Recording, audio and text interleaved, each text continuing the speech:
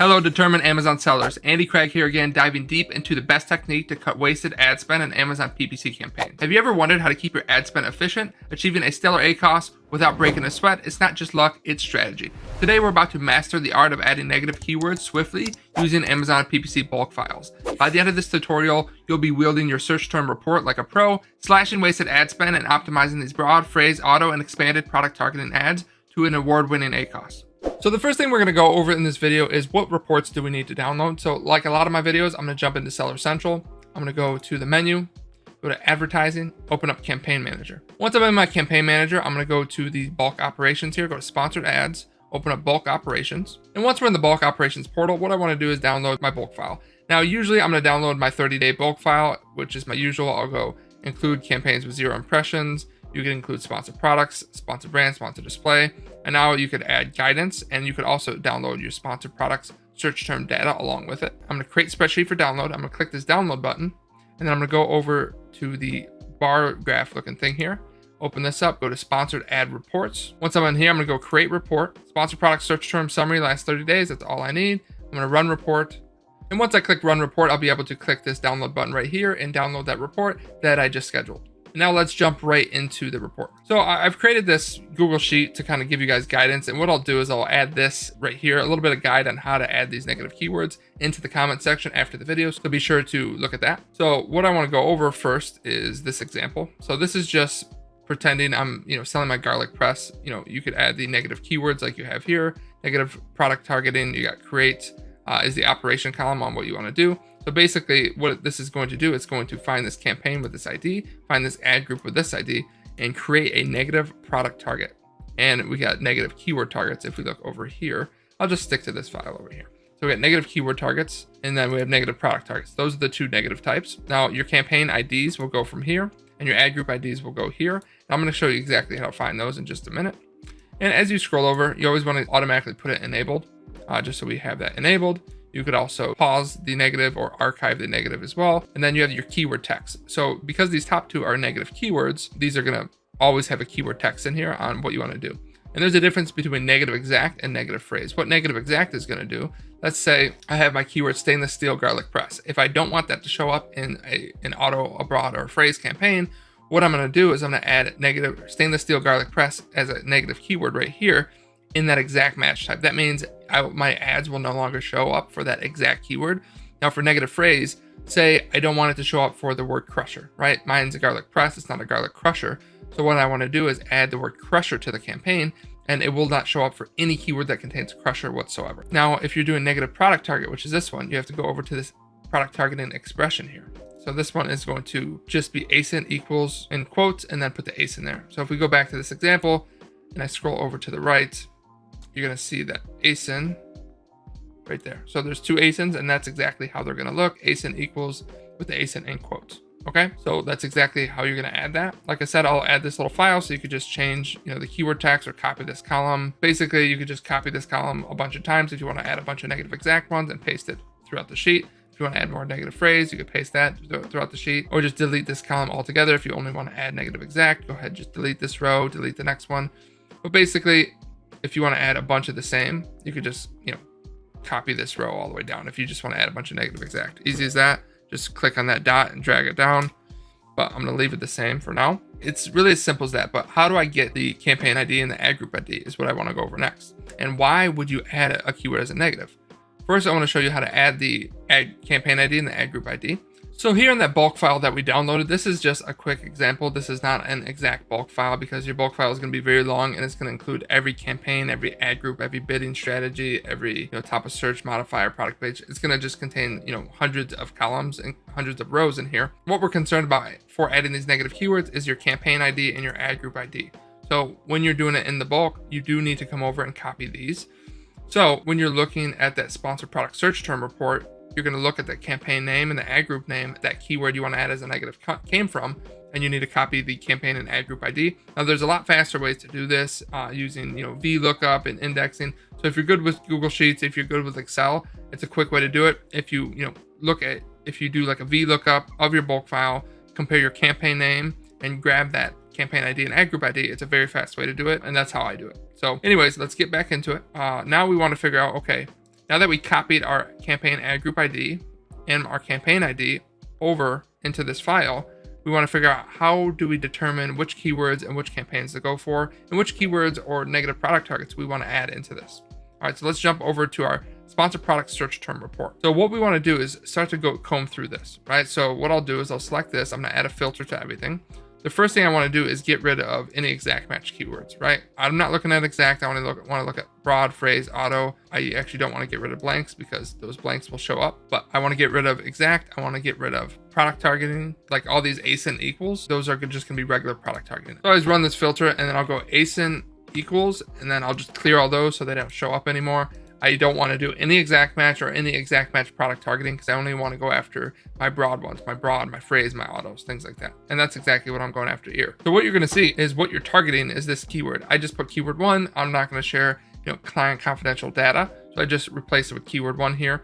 And if we scroll over to the actual customer search term right here, I shortened it up so you wouldn't see a lot of the ASINs as well, which we don't actually have them in here. So I could open this up and you can start to figure out, oh, this is what the customer actually typed in. So the difference between targeting and customer search term, this is what our ad is targeting, and this is what actually showed up. Like if it's a broad match keyword, I'm targeting garlic press, we could see garlic press for kitchen, garlic press, stainless steel garlic press. Broad match, we'll just take the word garlic press, put keywords before, after, and in the middle. For a phrase match, we'll just put them before or after that keyword. So that's exactly how that works. So what we want to start to figure out is there a certain customer search term that we're not performing well on. So the first filter I do is I go ad spend, high to low. So I'm figuring out where did I spend a ton of money, but I also want to figure out where did I either have a high ACoS or didn't make any sales. So you could run a filter in here and you could say, blanks, or let's say greater than, maybe I want to add anything as a negative that had over a 50% conversion rate, 50% ACoS, so I'll say 0.5. So anything above 0.5, which is going to be 190% ACoS, maybe I want to take these and add these as negatives. So what I want to do is I want to copy that customer search term, add it to my negative file that I'm doing, go into my, my bulk file, find the campaign ID and the ad group ID that matches with the campaign name and ad group ID that matches with the campaign name and the ad group name here. So add it to the bulk file, find the campaign ID and the ad group ID that matches, and then you just fill in the blanks here that I left. Easy as that.